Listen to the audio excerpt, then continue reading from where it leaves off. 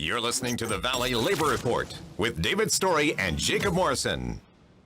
We'll bring in Joey back on the line. He was this was a fellow that called in earlier. He was a longtime union member in the Painters Union, I believe. He was in the North Alabama Labor Council and the Alabama State Fed Executive Board. So, Joey, welcome back. Sorry we lost you a little bit earlier.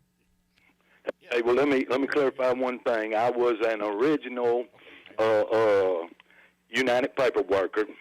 We merged with the Oil Atomic Worker Union and become PACE. Eventually, we merged with the United Steel Workers, who had just shortly before merged with the rubber workers. So I wound up being a steel worker at the end of my career. Gotcha. Union president for a whole lot of terms. On the AFL-CIO executive board in Montgomery for several terms.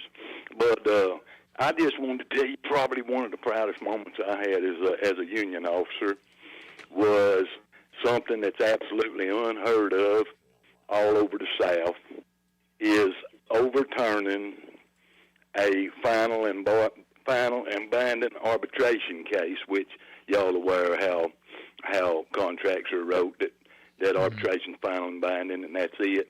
We actually overturned one through the board. Hadn't been done in probably 25, 30 years, and it was so ironic that the whole case surrounded writing on the bathroom wall.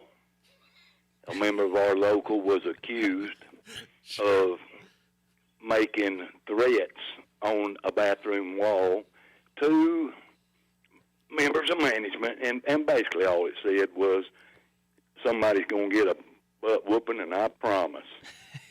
Well, the company, and you got to know this was in 98 through 2000 when we was downsizing and a pretty good little war going. The company hired a handwriting expert, ex-FBI agent from Quantico, to come in and photograph these wall graffiti, and he determined by looking at handwriting analysis that this member in our local was the one that made the threat. This guy was about a 25-year employee with a very, very good work record.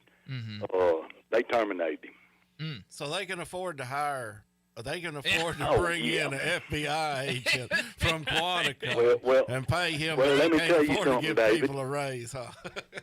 They didn't give us enough credit. They didn't give us enough credit because we probably had the toughest local, and I don't mind saying this, in North Alabama. You're absolutely right about We that. We hired an ex-ATF agent whose specialty was handwriting analysis in drug dealing, in bomb making. We hired him out of California, a guy by the name of James Blanco. He has a book out there if anybody wants to read it. This dude was nice enough to actually take our case on at a reasonable rate. Now, it wasn't cheap, don't get me wrong. Don't get me wrong.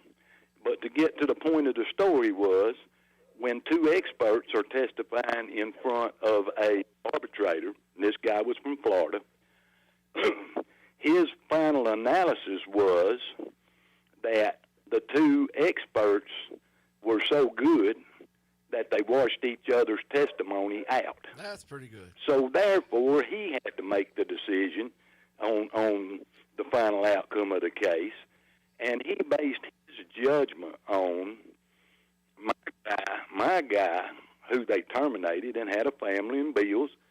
My guy, in the early stages, before they terminated him, he said, "Hey, look, if y'all think I've done this, then give me something less than discharge. Give me a layoff and let me come back to work." Well, they refused to do that. Well, when the arbitrator finally made his decision, it was based on one sentence. You inferred that you were guilty when you asked for less than discharge. Yeah, I've heard and that upheld before. the company firing. Yeah. In the meantime, we were smart enough to have already filed board charges because this boy was a trustee in the local, that they was actually beating up on union officers, and they was. They was. The board overturned that decision. That's good. Which is just absolutely unheard of. Right. The company called me while the board was reviewing the case, and they made a $75,000 offer to pay him and let his discharge be turned to a resignation. Well, I just told the company, hey, look, we're not interested in that. That ain't enough money, and besides that, I ain't even going to bother and call the feller. Of course, I took a little flack for that, but long story short, they said, well, we'll see you in Birmingham next Tuesday for the trial. I said, well, we'll be there. On Monday afternoon, they called me back with another offer As that usual. was substantially higher than that offer. Yeah. To the point of I had to sign a non-disclosure agreement and not tell how much they actually paid him. Oh, But Yeah. he wound up getting more than double the first offer. He done well. Probably could have got his job back, but he was already employed elsewhere and wasn't interested in coming back. So I'm going to say that was probably one of the proudest moments of my union president business. Joe, and then there's hundreds more. we got about a minute left, but needless to say, the union's done great things for you and your family, I guess. Absolutely. I'm sitting here in the garage right now with a fan on listening to y'all's radio show. Because of the union dues that I paid, that helped me and my family and the negotiating team get me a decent retirement that I didn't pay for,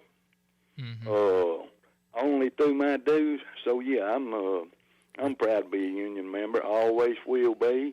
And I don't really appreciate people like the previous caller, who probably absolutely knows nothing about what unions really do, other than what some other uneducated fella had told him.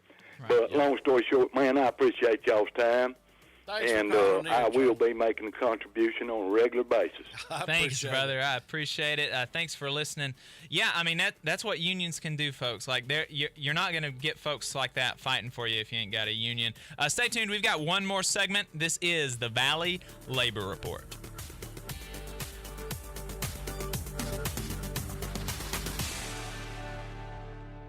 Thanks for tuning in. We appreciate your time. If you want to see what we're up to throughout the week and get our snide quips about the news of the day, then you should follow us on social media.